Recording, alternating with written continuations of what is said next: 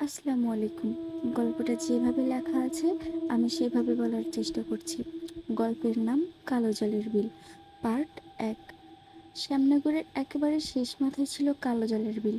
লোকে বলতো ওই বিলের জল রাত ১২টার পরে কালো হয়ে যায়, আর ভিতর থেকে নাকি কান্নার আওয়াজ ভেসে আসে। দিনের বেলায় জেলেরা মাছ ধরতো, কিন্তু সন্ধ্যা নামলেই পুরো এলাকা ফাঁকা। ২০১৮ সালের শীতে ঢাকা থেকে রাহাত বদলি হয়ে এলো শ্যামনগরের হেলথ কমপ্লেক্সে। নতুন ডাক্তার, শহুরে ছেলে, ভূত প্রেতে তার বিশ্বাস নেই। হাসপাতালের কোয়ার্টার খালি না থাকায় তাকে থাকতে দেওয়া হলো বিলের ধারে পুরনো ডাকঘরের দোতলায়। একতলাটা পরিত্যক্ত, দরজায় মস্ত তালা। কেয়ারটেকার করিম চাচা বারবার মানা করলো, বাবু, রাইতের দোতলার জানালা খুইলেন না, আর বিলের দিকে তাকাইবেন না। রাহাত হেসে উড়িয়ে দিল। প্রথম ২ রাত ভালোই কাটলো। তৃতীয় রাতের ঘটনা। রাত তখন ২টা বেজে ১৭ মিনিট।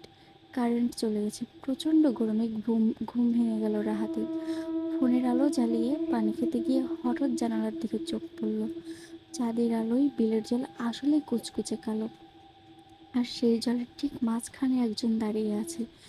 সাদা শাড়ি পরা এক মহিলা, ভেজা চুল মুখের ওপর লেপ্টে আছে।